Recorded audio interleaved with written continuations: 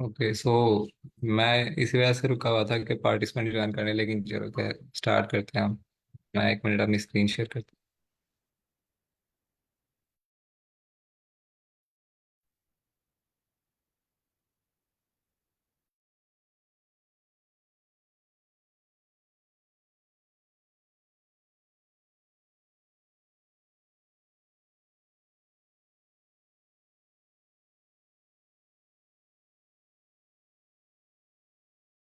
अच्छा, please confirm कीजिएगा मेरी screen visible. Yes, sir. It is visible. Okay.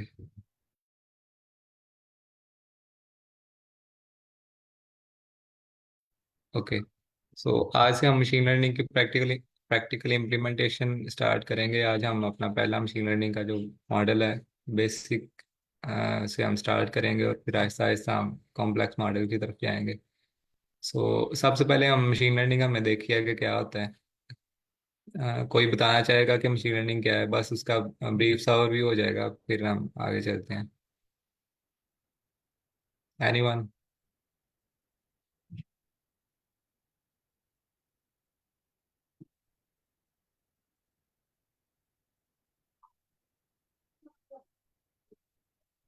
इतने दिन से आप मशीन लर्निंग पढ़ रहे हैं, आपको इसका थोड़ा आइडिया तो होना चाहिए।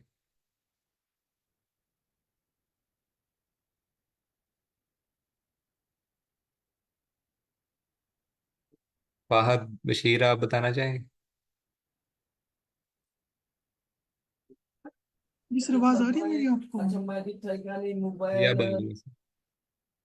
सर मशीन लर्निंग के अंदर ये मतलब इसको इस तरह हम बयान कर सकते हैं, इसके अंदर ना मशीन खुद डिसीजन ले सके, यानी कि अगर उसको ट्रेन करते हैं डाटा के ऊपर, इसके बाद इस काबिल होती है कि वो डिसाइड कर सके, यानी कि वो तो सेट ऑफ प्रोग्राम ही है। लेकिन जिस तरह वो पुराना था ना, उसमें होते कि हम बताते थे, यानी कि ये खुद मतलब एल्गोरिथम लिखते थे। इसमें ये होते कि वो खुद डिसाइड कर लेते हैं कि मतलब ये एल्गोरिथम होगा, इनके हम इसको इनपुट बताते हैं, आउटपुट बताते हैं, बीच का काम ये खुद करते हैं। ये पहले में होता ओके। है, इनपुट भी करते थे हम लोग और प्रोग्राम भी करते थे, हमें आउटपुट देता था। मतलब ये जनरल उसमें फर्क है। ओके सो ठीक हो गया वो। बड़े ठीक है। सो हम आगे चलते हैं। आप बाकी आपने ये कवर किया हुआ, ज़्यादा इस पर टाइम हम नहीं लगाए हैं।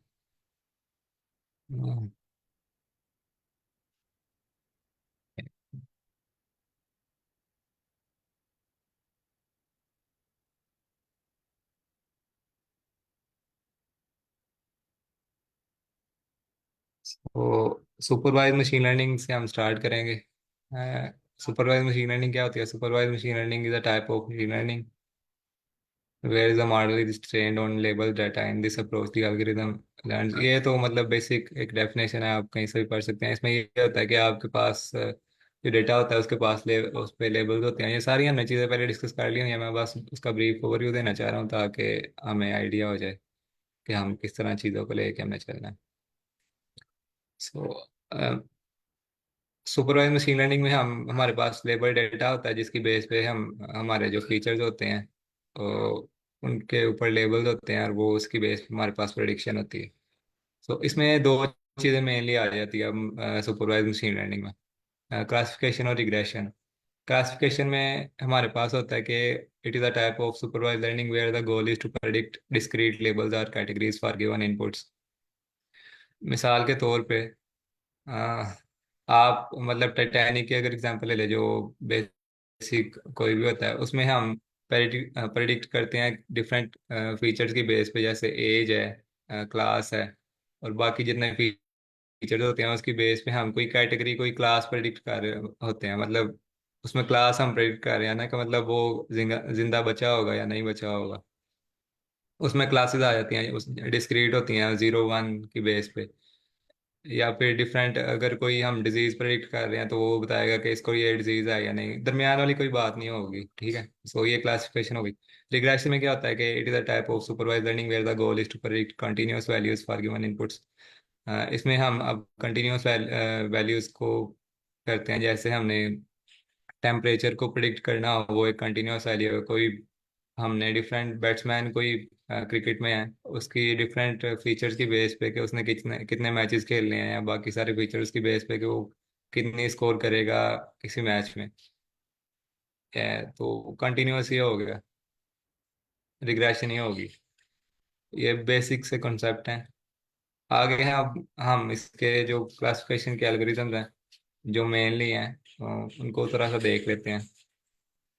इनकी जो थोड़ी डिटेल में है वो हम इसको कल देखेंगे कि मतलब हर एक एल्गोरिदम काम कैसे करता है यहाँ पे। एक्चुअली मैंने करना था लेकिन लाइट ऑफ हो गई थी अभी, तो उसकी वजह से मैं उसका कंटेंट नहीं प्रिपेयर कर सका। सो अभी हम इसके बेसिक शो क्लासिफिकेशन के एल्गोरिदम है वो देख लेते हैं। इंशाल्लाह हम कल इसकी डिटेल में देखेंगे कि इंट्यूशन इसके काम भी करते कैसे हैं, और इसके हर एक एल्गोरिदम के डिसएडवांटेजेस और एडवांटेजेस देखेंगे। सो सबसे पहले है लॉजिस्टिक रिग्रेशन। अगर आप कोई भी मतलब कोई भी स्टार्टर है वो स्टार्ट करता है तो वो इसी एल्गोरिदम को पढ़ना स्टार्ट करता है। किसी को आइडिया हो बेसिक लॉजिस्टिक रिग्रेशन क्या करता है?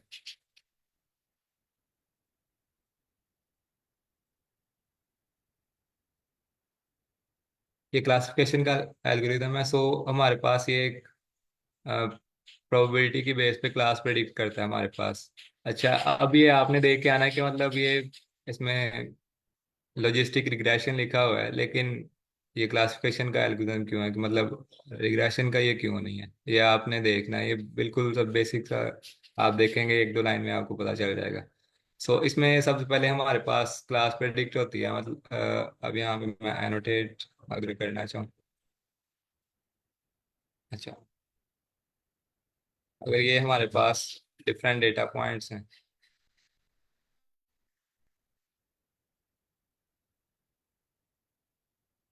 और इसमें डॉट्स और क्रॉस हैं, ये आप कह लें कि हमारे पास डिफरेंट डेटा पॉइंट्स आ जाते हैं।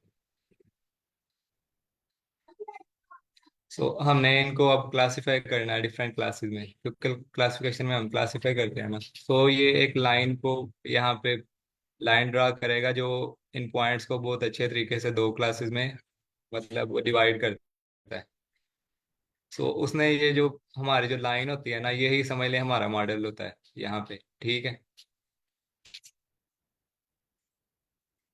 इसमें अगर कोई ऐड करना चाहे या फिर कोई किसी के माइंड में कोई एग्जांपल आ रही हो या किसी ने कुछ पूछना हो तो वो साथ साथ पूछ सकता है। बाकी इसकी डिटेल्स हैं, हम मैंने जैसे कहा है कि कल एक्सप्लेनेशन देखेंगे, यहाँ पर बस बेसिक ओवरव्यू ले रहे हैं। सो इसमें लॉजिस्टिक रिग्रेशन में यही होता है कि हमारे पास क्लासेस प्रेडिक्ट करनी होती हैं और वो एक लाइन ड्रा करता है डिफरेंट क्लासेस के दरमियान कि हम जो हमारे पास डेटा है उसको किस तरह डिवाइड कर सकते हैं डिफरेंट क्लासेस में। और ये जो लाइन है हमारे पास, यही हमारे पास एक तरह से हमारे पास मॉडल होता है, क्योंकि उसने क्लासेस को डिवाइड करना होता है। उसके बाद आ जाते हैं डिसीजन ट्रीज। डिसीजन ट्रीज में हमारे पास क्या होता है कि हमारे पास नोड्स होती हैं और लीव्स होते हैं। मतलब हम ये डिसीजन ट्री है ना, जो ये बेसिकली इफ एल्स स्टेटमेंट जैसे आप कह लें उसकी बेस पे ये काम करता है, यस नो। ये अपने जो हमारे पास डेटा होता है उसमें जो फीचर्स होते हैं उनसे डिफरेंट क्वेश्चन पूछता रहता है, और इसको कोशिश करता है कि वो उन क्वेश्चंस की बेस पे हमारा जो डेटा है उसको डिवाइड करता जाए आगे डिफरेंट क्लासेस, मतलब डिफरेंट पोर्शन में। मतलब मिसाल के तौर पे अगर मैं टाइटैनिक की बात करूं, तो उसमें हमने किसी कोई 80 ईयर्स ओल्ड का कोई एक पर्सन है हमारे पास, उसको हमने प्रेडिक्ट करना है कि वो मतलब जिंदा बचेगा या नहीं। तो हम देखेंगे सबसे पहले उसकी एज देखेंगे कि क्या ये 80 से अबव है या नहीं। सो उसका आंसर आएगा यस या नो। अगर वो यस आएगा तो वो डिफरेंट क्लास में चला जाएगा, अगर नो आएगा तो वो डिफरेंट क्लास में चला जाएगा। उसके बाद हम पूछेंगे ये मेल है या नहीं, मेल है या फीमेल है। सो अगर वो मेल होगा तो उसको डिफरेंट क्लास में और मजीद क्लासीफाई हो, और डेटा मतलब आप समझ रहे हैं कि पहले हमारे पास डेटा काफ़ी ज़्यादा था, तो इन क्वेश्चन की बेस पे हम अपने डेटा को डिफरेंट छोटे छोटे चंक्स में ग्रुप्स में डिवाइड करते जाते हैं, और एंड पे जाके वो जो हमारे पास एक सर्टेन ग्रुप बन जाता है, डेटा आ जाता है, सबसेट आ जाता है, उसको हम क्लासीफाई कर देते हैं कि अच्छा ये वाला है। उसके बाद हमारे पास आ जाते हैं के नियरेस्ट नेबर्स। इसमें हमारे जो नियरेस्ट नेबर्स होते हैं हमारे डेटा में, मतलब ये जो हमारे मैंने पहले यहाँ पे ड्रा किया है। चैट में किसी का कोई क्वेश्चन? अच्छा, डिसीजन डिसीजन ट्री सर, आपने क्या कहा है? मतलब आपने खाली डिसीजन ट्री लिखा है, तो आप कुछ पूछना चाह रहे हैं या फिर? एक फिगर में एक्सप्लेन करे तो वो सेंड हो रही है। अच्छा ठीक। सो जैसे हमारे पास ये पॉइंट्स हैं डिफरेंट, सो इसमें हमारे नियरेस्ट नेबर, मतलब हम एक सर्टेन के की यहाँ पे वैल्यू होती है, वो हमारे पास नेबर सेलेक्ट कर लेता है कि हमारे नियरेस्ट नेबर जो, इसमें आप डिस्टेंस को मेजर करते हैं अपने नियरेस्ट पॉइंट से, और उसकी बेस पे आप क्लासिफाई करते हैं कि कौन सा पॉइंट किस पॉइंट से ज़्यादा मतलब मिलता जुलता है, सो वो सेम क्लासेस में होंगे। उसके बाद नाइव बेस है। इसमें बेस एल्गोरिथम फॉलो होता है, और उसकी बेस पे ये प्रेडिक्शन करता है। कल हम इसको देखेंगे ये किस तरह काम करता है। उसके बाद हमारे पास रैंडम फॉरेस्ट आ जाता है। रैंडम फॉरेस्ट जो है वो असल में यहाँ पे खाली एक डिसीजन ट्री काम कर रहा था, तो रैंडम फॉरेस्ट जैसे नाम से पता चल रहा है, तो वो फॉरेस्ट है।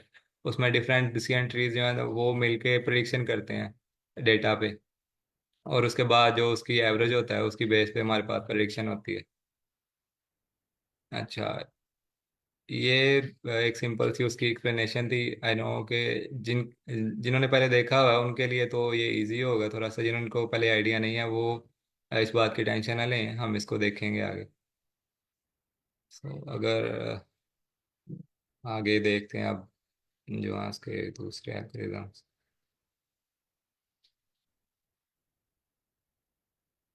एक सेकंड, एक तो ये नीचे से गायब हो गया। अच्छा।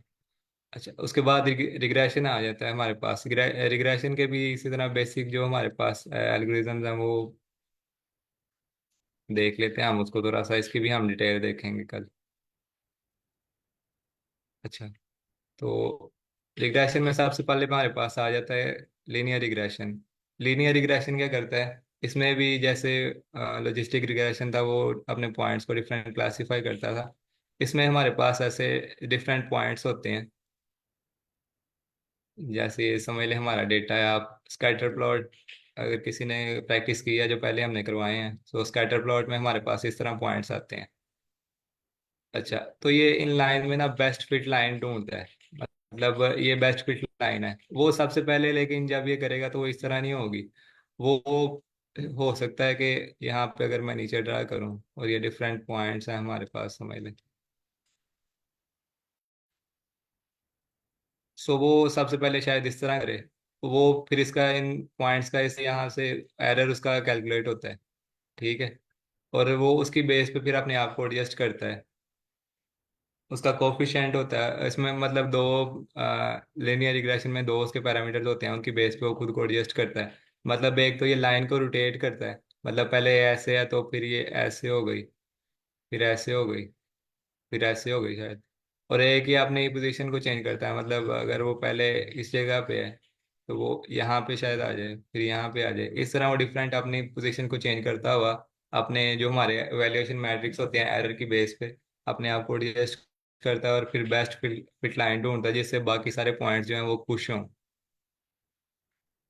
अच्छा, उसके बाद डिसीजन ट्रीज जो पहले हमने डिस्कस किया है वो उसी तरह यहाँ पे भी होगा कि नियरेस्ट नेबर भी। रिज रिग्रेशन जो है ये लीनियर रिग्रेशन की एक उसमें एडवांस उसकी मतलब कह लें कि एक एडवांसमेंट है उसमें थोड़ी सी। इसमें ये होता है कि आप ओवर फिटिंग को, ये जो ये रिज रिग्रेशन है और लास्ट रिग्रेशन है, ये हमारे पास ओवर फिटिंग और अंडर फिटिंग को हैंडल टैकल करने के लिए हमारे पास आते हैं। मतलब हमारे पास अगर मॉडल हमारा ओवरफिट कर रहा हो, सो फिर हम इन टेक्निक को फॉलो करते हैं। सारे डिफरेंस का क्या होगा दोनों टाइप्स की लीनियर रिग्रेशन? लीनियर रिग्रेशन पहले, आप जो पहले हमने देखा है लॉजिस्टिक रिग्रेशन और लीनियर रिग्रेशन, उसकी बात कर रहे हैं।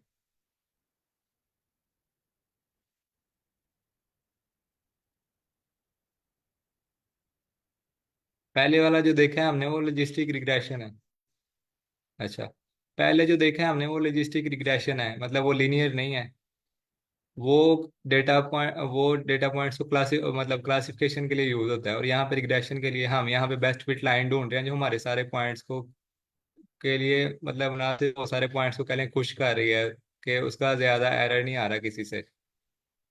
अगर एक मतलब ये नहीं होगा कि आप वो सारे डेटा पॉइंट्स को ही मतलब खुश करके उसने चलना है। हो सकता है एक दो पॉइंट ज़्यादा दूर हों, सो उसकी वजह से वो अपनी पोजीशन रखना चेंज करेगा। उसने सबसे ज़्यादा जो ज़्यादा से ज़्यादा मैक्सिमम पॉइंट्स हैं उसको खुश करने के लिए अपने आप को एडजस्ट करना है उस हिसाब से कि उनका एरर उससे कम हो। लेकिन जो लॉजिस्टिक रिग्रेशन हमने पहले यहाँ पे देखा है। अच्छा, वो सर फहद ने मतलब वहाँ पे शेयर भी किया, आप उससे भी हेल्प आप अगर आपको मिल जाए तो कल हम इसको डिटेल में देखेंगे। लेकिन जो लॉजिस्टिक रिग्रेशन है वो क्लासिफिकेशन के लिए यूज़ होता है, और लीनियर रिग्रेशन जो है वो क्या नाम है, रिग्रेशन जो सुपरवाइजर लर्निंग की टाइप है रिग्रेशन, उसके लिए यूज़ होता है। मैंने आपको बोला है कि आपने मतलब देख के आना है कि लॉजिस्टिक रिग्रेशन हम क्लासिफिकेशन के लिए कैसे यूज करते हैं। मतलब उसका नाम है, उसके नाम में तो रिग्रेशन आ रहा है, तो वो लॉजिस्टिक फिर भी क्लासिफिकेशन के लिए क्यों यूज होता है। अगर यहाँ पे अगर कोई बताना चाह रहा है तो वो भी बता सकता है। अगर कल, नहीं तो फिर हम इसको कल ही देखेंगे, या फिर आप देख के आइएगा, या आपके लिए एक छोटी सी असाइनमेंट है कल। अच्छा। फिर मैं इसको सॉल्व सर ये स्लाइड 1 और 2 थोड़े दिखा देंगे। सॉरी, आपकी आवाज़ नहीं थी आ रही। स्लाइड 1 और 2 भी दिखा, थोड़ा सा दिखा देंगे। सर उसमें, चले मैं दिखा देता हूँ, लेकिन उसमें हमने बेसिक होम सुपरवाइज लर्निंग की क्या नाम है डेफिनेशन ही देखी है, वो और ज़्यादा चीज़ें नहीं देखी। मैं दिखा देता हूँ फिर भी आप।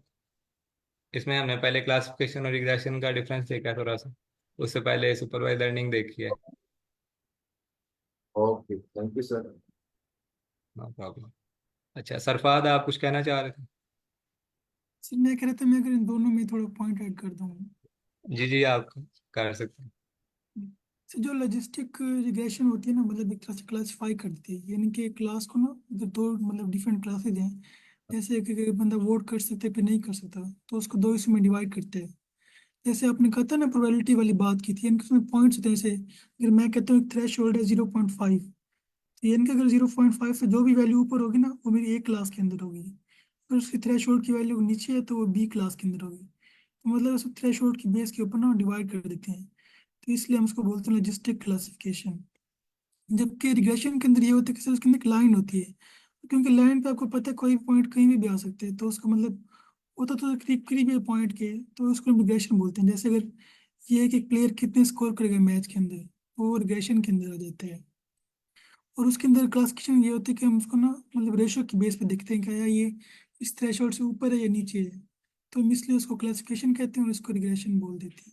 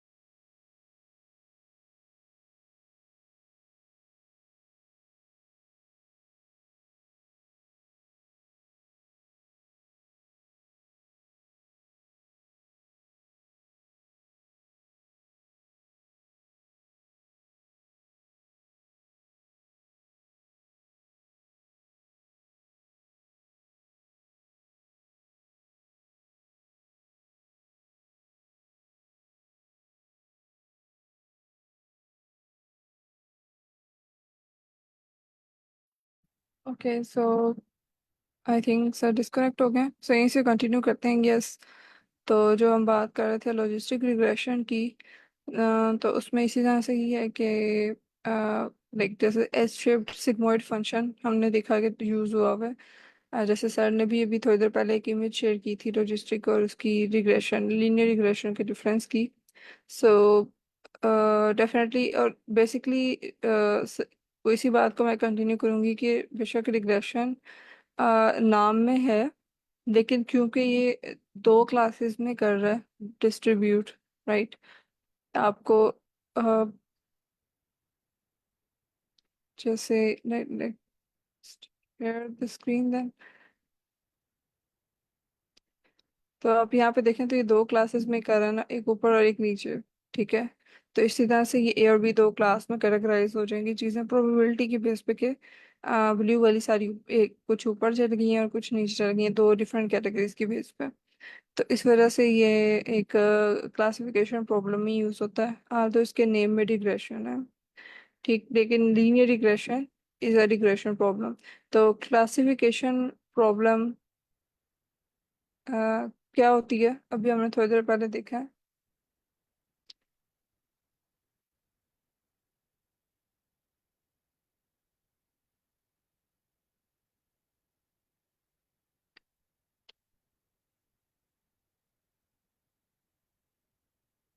जी, मतलब कि ओके, सो मैं एक एग्जांपल देती हूँ। कि मैं बहुत सारे मैट्रिक्स की बेस पे, प्रीवियस रिकॉर्ड की बेस पे ये प्रिडिक्ट कर रही हूँ कि वो प्लेयर विन करेगा या फेल होगा। ठीक है, या लूज करेगा या विन करेगा। तो क्या ये लॉजिस्टिक रिग्रेशन की प्रॉब्लम होगी या ये लीनियर रिग्रेशन की प्रॉब्लम होगी, या इसको मैं in other word simple words कहती हूँ कि क्या वो रिग्रेशन प्रॉब्लम है या क्लासिफिकेशन प्रॉब्लम है। Classification problem. That's great. ठीक है, सो ठीक है, तो इसी चीज़ को अगर मैं, जैसे सर ने एग्जांपल दी थी कि मल्टीपल मैट्रिक्स प्रीवियस रिकॉर्ड देखते हुए अगर मैं ये बताना चाह रही हूँ कि वो जो प्रॉब्लम में कितना स्कोर प्रिडिक्ट किया होगा, तब क्योंकि ये कंटिन्यूस वैल्यू है स्कोर प्रिडिक्ट करना, कि मैं स्कोर प्रिडिक्ट करूँ कि प्रीवियस हिस्ट्री के मुताबिक आगे इस प्लेयर में कितना पोटेंशियल है कि कितना स्कोर करेगा, तो ये डेफिनेटली वो रिग्रेशन प्रॉब्लम में आएगा। तो अब इसमें भी जैसे हम लोग देख रहे थे कि अगर मुझे कोई वैल्यू प्रिडिक्ट करवानी है, ठीक है, तो वो मोस्ट प्रोबेबली हम उसे कहेंगे कि ये एक सुपरवाइज्ड मशीन लर्निंग की प्रॉब्लम है। लेकिन अगर मुझे लेकिन अगर मैं जो है फर्ज करें कि मेरे पास डाटा लेबल्ड नहीं है, तो अनसुपरवाइज के केस में फिर क्या हो रहा होता है।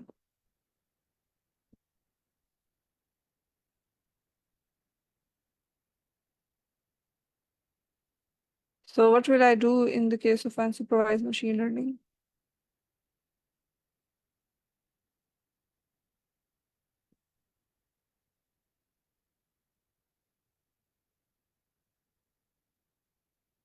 वो क्वेश्चन रिपीट कर देंगे। ओके, सो मैंने ये कहा है कि मेरे पास अगर लेबल्स भी नहीं है, ठीक है, और वाई का कोई ऐसा डाटा नहीं है, तो फिर मैं उस केस में क्या करूँगी। ठीक है, सुपरवाइज मशीन लर्निंग में तो हमें पता है कि ये एक्स एक्स वैल्यूज गिवन होती हैं और हम वाई वैल्यू प्रिडिक्ट कर रहे होते हैं। फिर हम उसके अनसुपरवाइज की तरफ चले जाएंगे। हाँ जी, तो वो उसमें लाइक क्या पॉसिबली यूज हो रहा होता है अनसुपरवाइज में। हम उसमें क्लस्टरिंग का होता है कि मतलब सुनो डिवाइड हाँ, कर देते हैं, कि हाँ मतलब सेम एग्जैक्टली। होती हैं उसको अलग अलग बना देते हैं। Yes, yes that's the case, कि उसमें हम लोग फिर यानी क्लस्टरिंग को यूज कर रहे होते हैं। ठीक, okay, so just give me a moment कि मैं ना ये शेयर कर सकूं।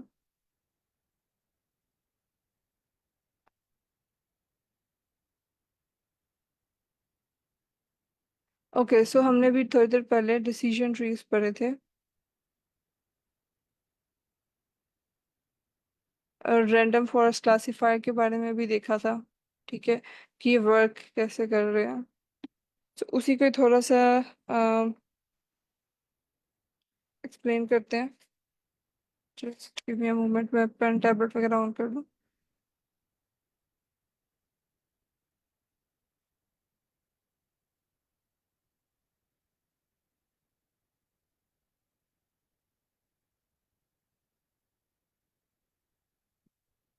Is the screen visible?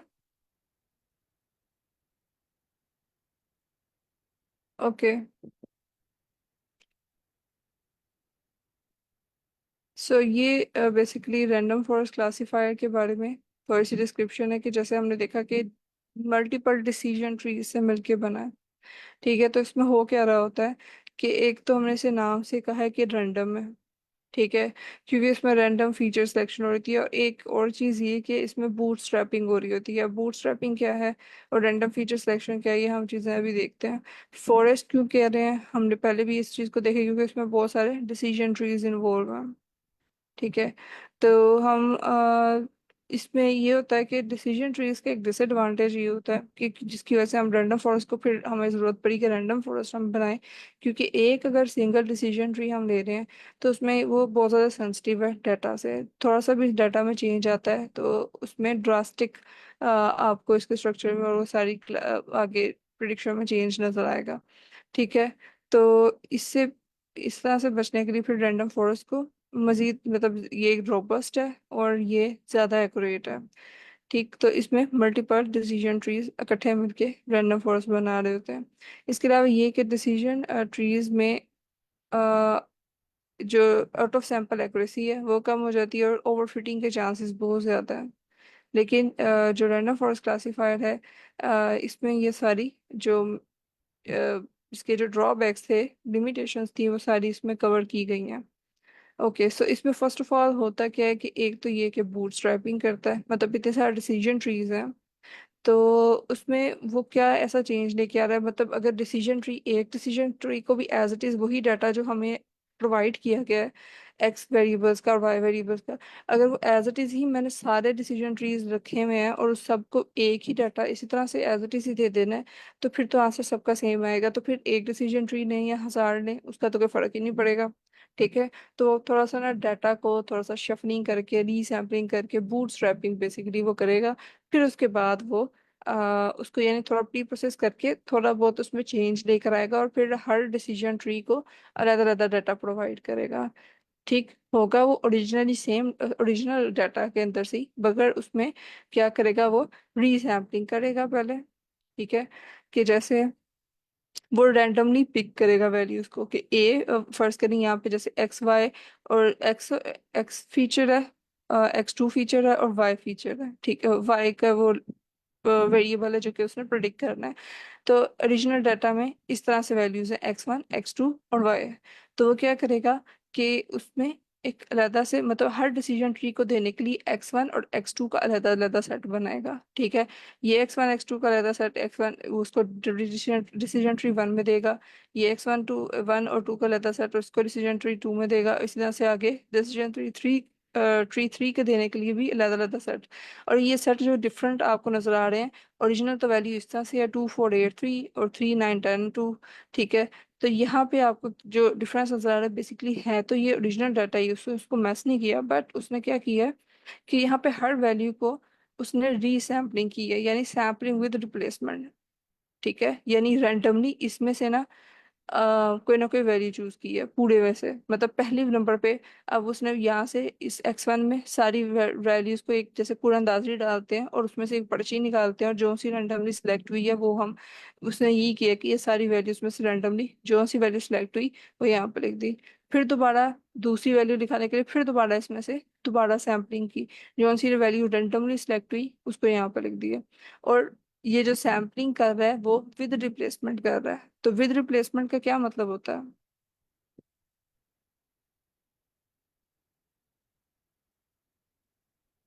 अगर मैं कहूँ कि सैम्पलिंग विद रिप्लेसमेंट है इसमें तो उसका क्या मतलब है?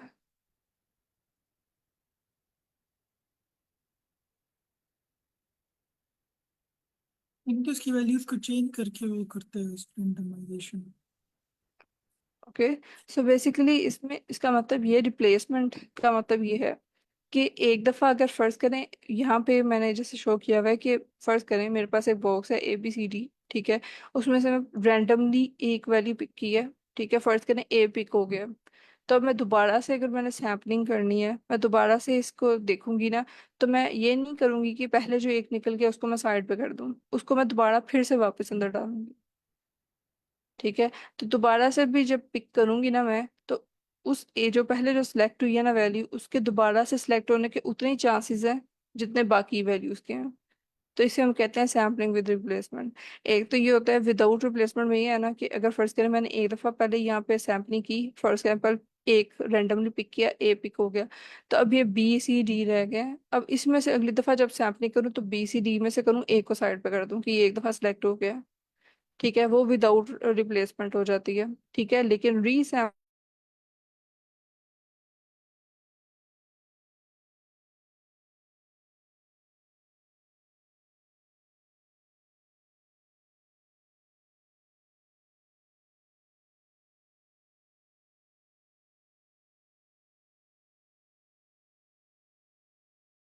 यहाँ पे। ठीक है, जो वो क्योंकि अब देखिए रैंडम फॉरेस्ट करना है मल्टीपल डिसीजन ट्री से। मेरी बात क्लियर है ना? ठीक है। Hello, am audible? Yes ma'am, आ रही है आपकी आवाज। ठीक है, ठीक है, ओके। सो ठीक है, तो अगर कुछ ऐसा हुआ क्योंकि नेट नेट मेरे साइड पे भी अनस्टेबल नोटिफिकेशन दे रहा है। So okay. सो क्योंकि देखिए मतलब बात ये थी कि डिसीजन ट्रीज मल्टीपल, एक से ज्यादा हम यहाँ पे ले रहे हैं रैंडम फॉरेस्ट के केस में। ठीक है, तो डिसीजन ट्री क्या है बेसिकली, हमने वो भी देखा था कि जैसे कि उसमें जैसे मल्टीपल शाखें दरख्त की होती हैं, तो उसी तरह ही वो भी मल्टीपल केसेस देख रहा होता है कि अगर ये वाली वैल्यू सही होगी तो हमने ये सिलेक्ट करना है, अगर ये वाली वैल्यू हुई तो हमने ये सिलेक्ट करना है। तो इस तरह के डिसीजन ट्रीज मल्टीपल जब मिलते हैं तो वो रैंडम फॉरेस्ट बना रहे होते हैं। और हर डिसीजन ट्री के लिए अलग अलग वो वैल्यूज थोड़ी सी डिफरेंस लाने के लिए ना, तो वो ये कर रहा है। अब क्योंकि रैंडम फॉरेस्ट है तो एक फॉरेस्ट के अंदर तो बहुत सारे डिसीजन ट्रीज होंगे, बहुत सारे ट्रीज होंगे। उन सब में मेरे, जैसे मैंने पहले पॉइंट बताया था कि उन सबको अगर मैं यही ओरिजिनल डाटा प्रोवाइड कर दूं एज इट इज, तो कोई फर्क नहीं है। मतलब फिर तो मैं एक करूं या 1000 करूं, वो तो सेम ही वैल्यू, कोई कोई डिफरेंस नहीं है, सबको एक ही डिसीजन ट्री मैंने दे दिया। तो फिर रैंडम फॉरेस्ट का बनाने का सिर्फ ये इंसैम्बलिंग थोड़ी है, मतलब इसमें मतलब एज इट इज थोड़ी कंबाइन की है, तो उसका क्या फायदा। इसलिए फिर वो क्या करता है, वो रैंडम रीसैम्पलिंग करता है। हर सैंपल को अलग अलग एक दफा प्री प्रोसेस करके डिफरेंट डिसीजन ट्रीज को देता है। अब जैसे यहाँ पे उसने 2 4 8 3 में पहले एक वैल्यू पिक की रैंडमली, इसमें से x1 के लिए फर्स्ट रो में। ठीक है, तो यहाँ से रैंडमली 4 सेलेक्ट हो गया। सही। फिर उसने दोबारा रैंडमली सेलेक्ट किया होगा तो 8 सेलेक्ट हो गया। फिर उसने 8 को, क्योंकि रीसैम्पलिंग है ना, तो 8 अगर यहाँ 4 जो पहले सेलेक्ट हुए हैं उसके इक्वल चांसेस हैं कि हो सकता है आगे भी वो ये दोबारा सेलेक्ट हो जाए। ठीक है, तो वही उसने फिर दोबारा से रीसैम्पलिंग की तो फिर दोबारा से 8 आ गया, तो उसने वो यहाँ पे लिख दिया। ठीक है, इस तरह से दोबारा रीसैम्पलिंग की तो 2 आ गया, आपकी बारी वो लिख दिया। तो इसी तरह से करके x1 x2 की। अब देखें तो ये वाले सेट में बेशक वैल्यूज वही हैं जो पहले थी, लेकिन थोड़ी सी लाइक उसमें थोड़ा बहुत चेंज आया है। और इसमें ये भी हो सकता है कि डाटा लॉस भी हो जाए। ठीक है, जैसे यहाँ पे x2 के केस में, क्योंकि हमने देखा कि हर दफा दूसरी दफा भी आएगा, वैल्यू आ सकती है। जैसे अब यहाँ पे 2 तो 2 दफा रिपीट हो गया, लेकिन 9 आया ही नहीं है x2 में यहाँ पे इस केस में, इस सेट में। लेकिन इस सेट में आ गया 9। ठीक है, तो क्योंकि रीसैम्पलिंग करते हुए फिर, क्योंकि हर के इक्वल चांसेस होते हैं दोबारा सेलेक्ट होने के भी, तो हो सकता है कि एक किसी की बारी ना आए एक दफा भी वैल्यू भी सिलेक्ट होने की। लेकिन क्योंकि हमने इस तरह के बहुत सारे हंड्रेड्स या thousands of decision trees add किए होते हैं, तो हर एक को डिफरेंट कॉम्बिनेशन ऑफ वैल्यूज जब मिलता है, तो ओवरऑल लाइक हम कह सकते हैं कि डाटा लॉस नहीं होता। ठीक है, तो फिर हर डिसीजन ट्री को जब अलग अलग आ जाएगा तो हर कोई वाई की एक अलग वैल्यू प्रिडिक्ट करेगा। अब जब यहाँ पे एक से ज्यादा वाई की वैल्यू प्रिडिक्ट होके आ गई है, हर decision tree, hundreds of decision trees हैं, हर एक ने अपनी अपनी वैल्यू प्रिडिक्ट करके दे दी है। ठीक है, तो फिर उसमें से अब यहाँ पे वोटिंग होती है। ठीक है, या तो अगर अब एक और ये चीज़ है कि रैंडम फॉरेस्ट क्लासीफायर रिग्रेशन और क्लासिफिकेशन दोनों प्रॉब्लम्स के लिए यूज हो जाता है। ठीक है, तो अगर तो वो रिग्रेशन प्रॉब्लम है, यानी कि उसमें उसने कोई ना कोई कंटिन्यूस वैल्यू इन सब में प्रिडिक्ट की होगी। ठीक है, तो उसको तो हम एवरेज ले लेंगे। सही। तो एवरेज लेने के फॉर एग्जांपल यहाँ पे 1.5 इसने वाई 1 प्रिडिक्ट किया है, यहाँ पे 2.5 है, यहाँ पे कोई 0.5 है। ठीक है, वैल्यू आई कुछ इस तरह से भी।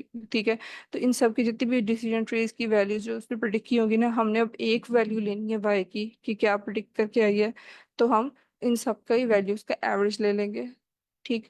लेकिन अगर हमारे पास ये क्लासिफिकेशन प्रॉब्लम हो तो हम क्या करते हैं, उसमें हम वोटिंग करा लेते हैं। ठीक है, फॉर एग्जांपल इस डिसीजन ट्री ने कहा यस, इस डिसीजन ट्री ने कहा नो, इस डिसीजन ट्री ने कहा यस, तो वोटिंग होगी कि जिसकी ज्यादा मतलब जो वोट आए हैं जिस कैटेगरी के लिए, तो वो वाली कैटेगरी हम फाइनल आंसर समझेंगे। ठीक है, जैसे इस केस में अगर ज्यादा यस आया तो वो यस आंसर ही होगा। अब पता चला कि इसमें रैंडम क्यों से कह रहे हैं, क्योंकि हमने देखा कि यहाँ पर रैंडम सैम्पलिंग हो रही है वैल्यूज को। डिफरेंट सेट्स जब ये बन रहे हैं ना हर डिसीजन ट्री के लिए, तो हर वैल्यू को रैंडमली सिलेक्ट किया जा रहा है, इसलिए इसे रैंडम सैम्पलिंग, रैंडम इसके नेम में है। फॉरेस्ट इसलिए है क्योंकि हमने देखा कि यहाँ पे डिफरेंट जो सेट्स बना रहे हैं इसमें हर सेट डिफरेंट डिसीजन ट्री को जा रहा है। ठीक है, तो इसलिए हर डिसीजन ट्री, इतने सारे ट्रीज मिलके फॉरेस्ट ही बनाएंगे। ठीक है, तो इसने रैंडम फॉरेस्ट और क्लासिफायर नेम है। ठीक है, इसी तरह से जैसे मैंने बताया कि अगर कंटिन्यूस वैल्यू प्रिडिक्ट कर रहे हैं तो इसका नेम रैंडम फॉरेस्ट रिग्रेसर हो जाएगा। ठीक है, तो मतलब एल्गोरिदम रैंडम फॉरेस्ट का ही है, लेकिन वो क्लासिफिकेशन प्रॉब्लम के लिए यूज करें तो वी विल ऐड क्लासिफायर, और अगर हम रिग्रेशन प्रॉब्लम के लिए इसको यूज करें तो रिग्रेसर। क्योंकि ये जो एल्गोरिदम है ये दोनों प्रॉब्लम्स के लिए इक्वली वर्क करता है। कुछ एल्गोरिदम्स ऐसे हैं जैसे लीनियर रिग्रेशन है, वो सिर्फ रिग्रेशन की प्रॉब्लम के लिए है। लॉजिस्टिक रिग्रेशन है, वो सिर्फ क्लासिफिकेशन की प्रॉब्लम के लिए है। लेकिन कुछ ऐसे एल्गोरिदम्स हैं जो कि रिग्रेशन और क्लासिफिकेशन दोनों प्रॉब्लम्स में यूज हो सकते हैं। तो ये एक थोड़ा सा हमारे पास था। ओके, सो इसमें अगेन जैसे अब हमें पता चल गया कि बूटस्ट्रैपिंग होती है और रैंडम फीचर सिलेक्शन होती है। ठीक है, जिस बेस पे फिर जो हमारा डाटा जो है डिफरेंट डिसीजन ट्रीज को जाता है रैंडम फॉरेस्ट में। उसके बाद दूसरा स्टेप जिसको मैंने यहाँ पे बताया था कि आप एवरेज ले लेते हैं रिग्रेशन में, या क्लासिफिकेशन के केस में आप वोटिंग करा देते हैं, तो इस स्टेप को इंसैम्पलिंग या एग्रीगेशन कहेंगे। ठीक है, ठीक है, कि आपने सारी वैल्यूज के अब एक इन सैम्पलिंग में आपने एक वैल्यू ली है। ओवरऑल इसको इन सैम्पलिंग कह रहे हैं, और इन सैम्पलिंग में दोनों आ जाएंगे बेसिकली, कि बूटस्ट्रैपिंग भी हुई है और एग्रीगेशन। बूटस्ट्रैपिंग और एग्रीगेशन दोनों को इकट्ठे को इन सैम्पलिंग कहेंगे। इसलिए हम ये कहते हैं कि इन सैम्पलिंग टेक्निक है इस रैंडम फॉरेस्ट क्लासिफायर, क्योंकि इसमें बूटस्ट्रैपिंग और एग्रीगेशन ये दो स्टेप्स होते हैं सैम्पलिंग में। ठीक, तो ये एग्रीगेशन हम लोगों ने, यानी जो रिजल्ट आए थे डिफरेंट उसका हमने फाइनल आंसर क्लासिफिकेशन है में तो वोटिंग करा ली कि जो ज्यादा वैल्यू है, और रिग्रेशन है तो उसमें उसका मीन ले लिया। तो रैंडम फॉरेस्ट में बूटस्ट्रैपिंग और एग्रीगेशन इकट्ठी यूज हो रही है। और इसके लिए ओके, एक जो टर्मिनोलॉजी है वो बैगिंग की भी यूज होती है। इंसैम्बल टेक्निक तो ये है, लेकिन अच्छा इन दोनों को इकट्ठे को बैगिंग कहते हैं। ठीक है, ओके, सो इसमें प्रोज एंड कॉन्स अगर आप देखें तो डेफिनेटली ये एक्यूरेट ज्यादा है, क्योंकि इसमें एक से ज्यादा डिसीजन ट्रीज यूज हो रहे हैं। और इसके अलावा इसमें ओवरफिटिंग के चांसेस कम हैं। जैसे कि एक डिसीजन ट्री था तो डाटा ज़्यादा ट्रेन होने की वजह से वो ओवरफिट हो जाता था, लेकिन एक से ज़्यादा मल्टीपल कम्बिनेशन के साथ हम रीसैम्पलिंग करके उसको वैल्यू दे रहे हैं, तो अब उसकी बारी, अब की बारी है, ओवरफिटिंग के चांसेस कम है। लेकिन इसके जो कौन है उसमें एक ये है कि इसमें सबसेट्स बहुत ज़्यादा बन जाते हैं। जैसे हमने ऊपर देखा कि x1 x2 के मल्टीपल रैंडम जो बस रैंडम विद रिप्लेसमेंट सेलेक्ट कर रहा है वो, तो बहुत सारे सबसेट्स हैं। ठीक है, तो sometimes it can be difficult कि अगर आप बहुत सारे डिसीजन ट्रीज में लगा दें तो टाइम लगेगा, ज़्यादा कॉस्ट ज़्यादा आएगी, और इंटरप्रेट करना भी मुश्किल हो जाएगा। कि एक डिसीजन ट्री हो तो उसकी तो आप वर्किंग इंटरप्रेट कर सकते हैं कि अच्छा ये, वो भी मैं भी आपको बताऊंगी, so don't worry about it कि वो कैसे काम करता है। मतलब decision tree for example, let me just share that. यहाँ पे भी सर ने, यहाँ पे एक सर फहद ने ये शेयर की थी इमेज। ओके, सो ये एक डिसीजन ट्री है, तो वो इस तरह से काम करता है कि उसके ऊपर यहाँ पे एक आपको रूट नोड नजर आ रही है। ठीक है, स्टार्टिंग पॉइंट। फिर वो डिसीजन लेता है, ठीक है, कि इसमें से दो कैटेगरीज हैं, कि सैलरी अगर 50,000 है तो क्या वो ऑफर लेनी है या नहीं लेनी, ठीक है, एक्सेप्ट करनी है या नहीं, यस और नो। यस करनी है तो फिर आगे से, नो करनी है तो फिर तो बात खत्म हो गई यहीं पे। ठीक है, तो ये वाली नो वाली कैटेगरी तो यहीं पे खत्म होगी, ये मजीद आगे नहीं जाएगी। लेकिन अगर उस ऑफर को एक्सेप्ट करना है तो ओके, फिर हमने देखना है कि ट्रैवलिंग का क्या है। ठीक है, फॉर एग्जांपल कि ट्रैवलिंग कब देखेगा कि 1 आवर से ज्यादा है, कम है, फिर यस नो। अगर तो ज्यादा है तो फिर दोबारा से डिक्लाइन ऑफर, तो यहाँ पे आगे मजीद कोई आगे उसके नहीं बनेगी। सब कैटेगरी, सब क्लास है कैटेगरी। लेकिन अगर कम्यूनिट ट्रैवलिंग टाइम 1 घंटे से कम है, ठीक है, यानी नो में है आंसर अगर, तो फिर उसके बाद ये कि कॉफ़ी ऑफर करता है या नहीं करता, तो उसने अगर फ्री कॉफ़ी नहीं मिल रही तो उसने ऑफर ही डिक्लाइन कर दी है, लेकिन एनी तो यहाँ पे यस, तो फिर वो एक्सेप्ट करेगा ऑफर। तो ये एक बनाया हुआ, तो ये बेसिक स्ट्रक्चर है डिसीजन ट्री का, कि वो वर्क कैसे कर रहा होता है, कि अगर एक एक्सेप्ट करना है या नहीं करना है, यस या नो में भी, कि ऑफर डिक्लाइन होगी या नहीं, कि इसकी प्रॉब्लम के अंदर उसने यहाँ पे स्ट्रक्चर देखें। तो फर्स्ट ऑफ ऑल जहाँ से वो डिसीजन ट्री स्टार्ट होता है वो एक रूट नोड है, ठीक है। फिर उसके बाद लेटर ऑन इसके सारे डिसीजन नोड्स आते हैं, जिसमें उसके बाद कैटेगरीज आ रही थी यस और नो की। फिर उसके बाद यहाँ पे रिग्रेशन प्रॉब्लम के केस में कोई ना कोई नंबर भी हो सकता है। ये जब मैं हम लोग नोटबुक से क्योंकि सरस्वती ने आई गेस बनाई हुई थी, बट ही गॉट डिस्कनेक्टेड, तो ये नोटबुक पे भी हम इसको करके देखेंगे, तो ये मैं वहां पे भी सारी डिटेल में बताऊंगी कि ये कैसे वर्क कर रहा है, ठीक है। तो यहाँ पे अभी फिलहाल के लिए अगर आप स्ट्रक्चर देखें बेसिक, तो रूट नोड है, एंड देन जो ये फाइनल आती है ना, ये लीफ नोड्स है, यानी इससे फर्दर आगे क्लासीफाई नहीं होगा, जहाँ पे ये रुक जाए और आगे फर्दर क्लासीफाई नहीं हो रहा तो हम कहते हैं ये लीफ नोड है। लीफ के आगे, क्योंकि दरख्त में भी ब्रांचेस होती हैं, ठीक है, एक रूट रूट यहाँ से स्टार्ट होती है और उसके आगे फर्दर शाखें होती हैं, लेकिन लीफ के आगे फर्दर कोई क्लासेस नहीं होती, ठीक है ना। लीफ के आगे कोई नई पत्ते से कोई शाख नहीं निकली, पत्ते से कोई आगे नया पत्ता नहीं निकल रहा, वहां पे आके एक दूसरा एंड लाइक खत्म होता है। तो इसलिए जो यहाँ पे भी उसी स्ट्रक्चर के मुताबिक जो यहाँ पे भी एंड पॉइंट आ रहे होते हैं ना, ठीक है, तो उसको हम लीफ नोड्स कह देते हैं। दरम्यान वाले जितने ही मेजर हैं वो डिसीजन नोड्स हैं, और जहाँ से स्टार्ट हुआ है वो रूट नोड है, या इसको पेरेंट नोड भी कहते हैं।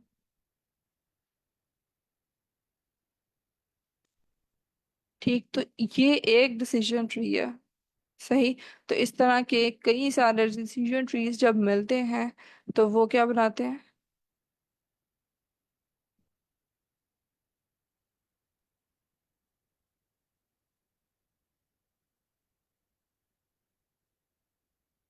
जी,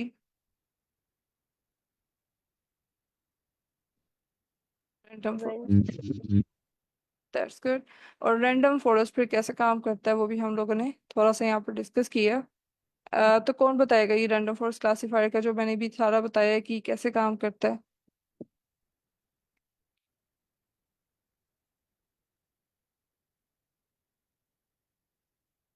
कोई इसको समराइज करवाएगा? मैं कर दूँ फिर इसको। नहीं, 1 सेकेंड, 1 मिनट आप रुकें, क्योंकि मैं बाकी सारे पार्टिसिपेंट्स को देखूं जिन्होंने जी सर, जी शान, जमील, कैन यू? आवाज आ रही है। जी आ रही है। इसमें तो सबसे पहले तो यूज होता है डिसीजन ट्री यूज होता है, कम्युनिकेशन होते हैं, बहुत सारे डिसीजन ट्री यूज हो रहते हैं पूरा। तो इसकी रीजन क्या है, वो ये कि एक डिसीजन ट्री जो होता है डिसीजन सेंसिटिव होता है, उसके अंदर थोड़ी सी वैल्यू में चेंज किया जाए तो डाटा उसके डिसीजन में बहुत ज्यादा फर्क आ जाएगा। उस चीज को एलिमिनेट करने के लिए हम रैंडम फॉरेस्ट यूज करते हैं। अब उसके अंदर बूटस्ट्रैपिंग होती है, जिसके अंदर कि वो जाहिर सी बात है, अगर एक सारी चीज को सेम इनपुट वैल्यू देती जाए तो सेम रिजल्ट आउटपुट में देंगे, तो फिर मल्टीपल ट्रीज यूज करने का फायदा ही नहीं रहा। तो इस चीज को एलिमिनेट करने के लिए हम फिर बूटस्ट्रैपिंग करते हैं, जिसमें मल्टीपल डाटा सेट उसके इनपुट डाटा बनते हैं, वो यूज होते हैं। उससे फिर डिफरेंट डिसीजन आती हैं, और फाइनल डिसीजन लेने के लिए अगर हम रिग्रेशन एल्गोरिथम यूज कर रहे हैं तो उसमें उनकी मीन एवरेज ले लेते हैं, तो उसका फाइनल डिसीजन उससे डिसाइड हो जाता है। लेकिन अगर वही हम क्लासिफिकेशन में कर रहे हो तो फिर उस केस में हम वोटिंग करवा लेते हैं, उसकी बेस पे फिर उसका डिसीजन आता ओके, दैट्स गुड, लाइक आपको वर्क फ्लो समझ आ गया है। ठीक है, तो sir Fahad, can you tell कि रीसैम्पलिंग क्या है? इनके जिस तरह आपने कहा ना, उसके छोटे छोटे पार्ट्स में डिवाइड कर लेते हैं, कि जैसे x1 x2 है ना, उसको उसमें मतलब सैंपल कर लिया। हाँ, रीसैम्पलिंग में यानी सैम्पलिंग विद रिप्लेसमेंट में होता क्या है? उसमें ना वैल्यूज को चेंज कर देते हैं, मतलब छोटे छोटे पार्ट्स बना के ना उसको मतलब डिवाइड वो रैंडम बना देते हैं। ओके, और कोई ऐड करेगा इसमें?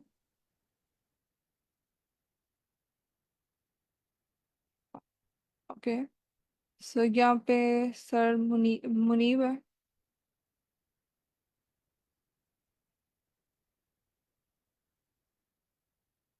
Okay, sir Munib, are you there?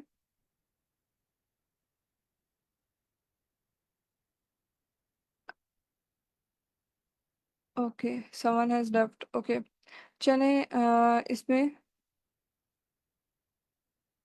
जी आप बताएं कि रीसैम्पलिंग को सर ने जो बताया उसमें कुछ ऐड करें।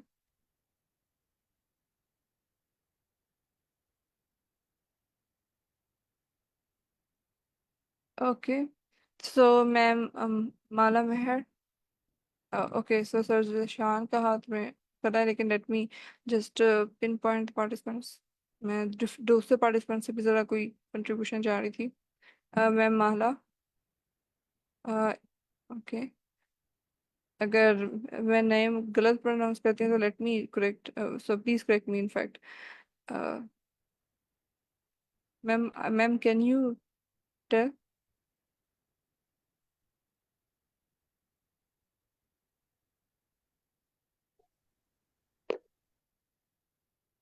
Sorry yes, ma'am, today I join late, so मुझे ज़्यादा नहीं पता। वैसे हमारा इलेक्ट्रिसिटी इशू बना हुआ है तो मैं क्लासेस नहीं ले पा रही। तो रीसैम्पलिंग का आप पूछ रही हैं? यस, रीसैम्पलिंग में यही होगा ना कि डेटा को वो दोबारा से सैंपल करेगा, मतलब पहले जो जिस क्लास मतलब जिस होगा, मतलब जिस तरतीब में होगा उसको वो रैंडमली मतलब सिलेक्ट करेगा, और उसमें हो सकता है कि वो कुछ ऐसे भी डेटा पॉइंट्स चूज कर ले जो वो ऑलरेडी मौजूद हों, मतलब वो रिपीट हो जाएं, और कुछ ऐसे हो यस, सकता है कि वो लॉस हो जाए। That's good. जी ये मेन पॉइंट था कि दोबारा रिपीट होगा रीसैम्पलिंग में। ये है। So thank you everyone who has answered the question. Thank you ma'am. सबका yes, that's a nice attempt. Okay, तो बाकी सबके लिए थैंक यू जो कि जिन्होंने सुना अच्छे तरीके से और इसको बताया भी। तो बस ये एक था रीसैम्पलिंग में ना, एक पॉइंट जो मुझे पहले मिसिंग लगा कि उसमें जो कि मैम माला ने कवर किया कि दोबारा से अगेन इक्वल चांस है कि वो पिक हो सकता है। So it is very important कि रीसैम्पलिंग या इन अदर वर्ड्स जिसे हम सैम्पलिंग विद रिप्लेसमेंट कहते हैं, क्योंकि ये कॉन्सेप्ट यहाँ पे तो मतलब एल्गोरिदम के अंदर यूज हो रहा है। ठीक है ना, मतलब हम तो डिसीजन ट्री लगाएंगे, हो सकता है हमें पता भी ना हो कि इसमें अगर हम नहीं देख सकते तो हमें तो आइडिया भी नहीं होगा कि ये सैम्पलिंग टेक्निक यहाँ पे यूज हो रही है। सही, और कौन सी यूज हो रही है रीसैम्पलिंग के अंदर, उस मॉडल की अपनी एल्गोरिदम की अपनी फंक्शनिंग में यूज हो रही है। तो रीसैम्पलिंग, फिर बूटस्ट्रैपिंग, और फिर उसके बाद एग्रीगेशन, जिसको बूटस्ट्रैपिंग और एग्रीगेशन को इकट्ठे उसने बैगिंग का नेम दिया है। ठीक, तो ये दोनों को इकट्ठे बैगिंग भी कहते हैं। यानी अगर हम वो कहते हैं कि बैगिंग हो रही है डिसीजन ट्री में, so we can not confuse it. Bagging का मतलब यही है कि सॉरी, रैंडम फॉरेस्ट में बैगिंग यूज हो रही है, तो बैगिंग का मतलब यही है कि हम दोनों को इकट्ठे इकट्ठे मिला के बैगिंग कह देते हैं। ओके, सो ये एक था।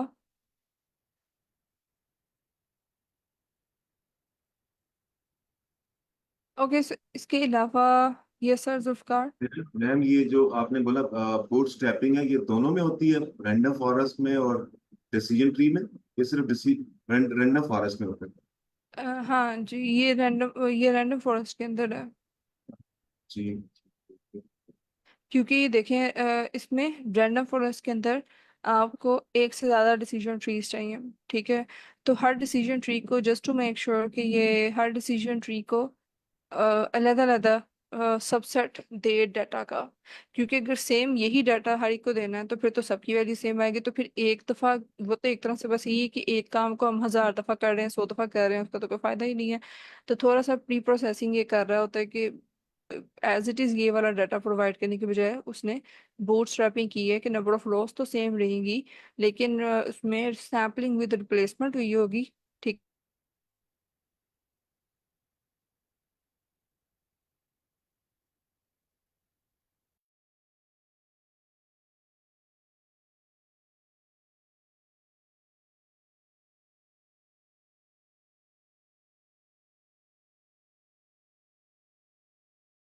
एवरेज वोटिंग करवा लेंगे। तो इस तरह से मतलब ज़्यादा फायदा है कि हम डिफरेंट डिसीजन ट्रीज के बेस्ट वे में एम्प्लॉय कर सकते हैं। अगर सेम ही देना है तो उसका तो कोई फायदा ही नहीं ना हुआ, वो तो जस्ट हम रेप्लिकेट कर रहे हैं।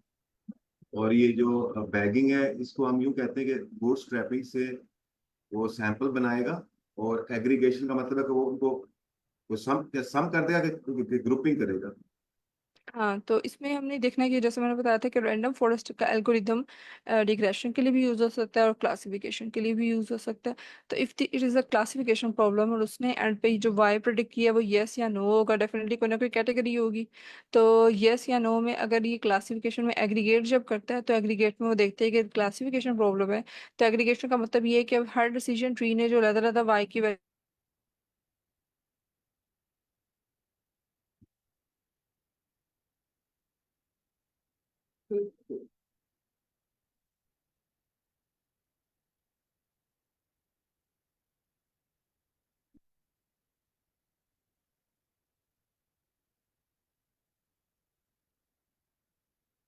ज्यादा रिपीट हो रही है कि वो आप यूज हो जाए। मैम आपका ना वो आवाज बंद हो गई थी। अब आ रही है? हाँ, अब आ रही है। तो हाँ जी, तो एग्रीगेशन में एग्रीगेशन ये। Aggregation yes. बता रही थी सिस्टर, तो बीच में से आवाज चली गई। हाँ जी, तो एग्रीगेशन यही है कि हमारे पास जो अलग अलग वैल्यूज आई है ना हर डिसीजन ट्री की, y1 y2 y3, ठीक है। तो हमने तो एक वैल्यू आगे पास करवानी है, ठीक है ना, एक वैल्यू अगर फाइनल देनी है तो हर डिसीजन ट्री की जितनी भी अलग या हंड्रेड्स ऑफ डिसीजन ट्रीज उसमें अलग अलग वैल्यू आई है सबकी। तो एग्रीगेशन में हम एक वैल्यू लेकर आते हैं उसमें से। तो हम देखते हैं कि वो क्लासिफिकेशन प्रॉब्लम थी या रिग्रेशन प्रॉब्लम थी। तो अगर क्लासिफिकेशन प्रॉब्लम है तो ऑफ कोर्स यहाँ पे y1 की वैल्यू कोई ना कोई कैटेगरी होगी y2 y3 में। जैसे यहाँ पे y1 में फॉर एग्जांपल यस था, y2 में नो था, y3 में यस था क्लासिफिकेशन प्रॉब्लम में, राइट। तो फिर हम इसकी वोटिंग करा के एक आंसर ले लेंगे कोई, दैट्स गुड। ठीक है। और अगर रिग्रेशन प्रॉब्लम हुई, जैसे मैंने बताया कि रैंडम फॉरेस्ट का एल्गोरिथम रिग्रेशन प्रॉब्लम पे भी लग सकता है। तो अगर अब उस केस में डेफिनेटली हर डिसीजन ट्री ने जो वैल्यू प्रिडिक्ट की होगी वो कोई ना कोई कंटिन्यूस डाटा होगा, राइट। तो अब कंटिन्यूस डाटा है यानी y1 में फॉर एग्जांपल उसने 1.5 प्रिडिक्ट किया, y2 में 2.5, y3 ने 2 प्रिडिक्ट किया। तो अब रिग्रेशन प्रॉब्लम है तो हम इसमें इसका एवरेज लेके एग्रीगेशन में यानी एग्रीगेशन के स्टेप में हमने रिग्रेशन प्रॉब्लम के अंदर सारी जितनी भी y वैल्यूज थी उनका एवरेज ले लिया। तो जो मीन वैल्यू आएगी वो हमारी एक वाई वैल्यू प्रिडिक्ट हो गई है रैंडम फॉरेस्ट से। और जो इन जैम्बलिंग है उसमें मेरे ख्याल में ये तीनों यूज होते हैं, बूटस्ट्रैपिंग, एग्रीगेशन, और थर्ड वन क्या था, रैंडम। हाँ, रैंडम फीचर सिलेक्शन। ये तीनों चीजें मिले तो वो आप इंजैम्बलिंग कहते हैं बोले। हाँ जी, यस। ये हम इसलिए इसे कहेंगे कि ये रैंडम फॉरेस्ट में अक्सर आपके पढ़ेंगे डेफिनेशन में कि सैम्पल सैम्पलिंग टेक्निक है, सैम्पल वीविंग है इसमें। तो ये बेसिकली सैम्पलिंग में ये सारा मुराद है।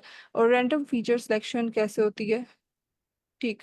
तो ये भी हम यहाँ पे देख लेते हैं कि नंबर ऑफ फीचर्स जो इसने यहाँ पे देने हैं x1 x2 x3 वगैरह, लाइक हो सकता है कि एक से ज्यादा फीचर्स भी यहाँ पे हों, ठीक है। तो वो कैसे वो जो रैंडम फीचर सिलेक्शन करता है वो भी हम देखेंगे। यस, हमने सर अजरत ने आज, तो अभी तक के लिए हम लोगों ने जितना पढ़ा है वो यही था कि इस चीज़ को तो मैं अभी कल लाइक हम लोग यहाँ से कवर करते हैं कि फीचर सबसेट्स, यानी हम लोगों ने बाकी तो चीज़ें देख ली है रैंडम वगैरह में, लेकिन एक ये जो पॉइंट है कि रैंडम फीचर सिलेक्शन भी होती है जिसकी वजह से नाम में रैंडम है। तो वो भी हम देखते हैं कि रैंडम फीचर सिलेक्शन क्या है और किस बेस पे उसको आइडियल एक सबसेट नेम दिया जा फाइंड करने के लिए क्या फार्मूला यूज होता है। तो ये भी हम देखते हैं। मैं यहीं से कंटिन्यू करूंगी। तो अभी तक के लिए आज के लेक्चर में हम लोगों ने मशीन लर्निंग के मॉडल से स्टार्ट किया था, ठीक है। तो सर ने आज स्टार्टिंग से बताया था कि सुपरवाइज के या रिग्रेशन के और क्लासिफिकेशन प्रॉब्लम के कौन से पर्टिकुलर हैं, तो हमने नाम देखे थे। और फिर उसके बाद डिटेल में मैंने अभी फिलहाल के लिए रैंडम फॉरेस्ट करवाया है, क्योंकि ये जरा मुझे लगा कि थोड़ा थ्योरी में लंबा मतलब ऐसा है कि इसको हम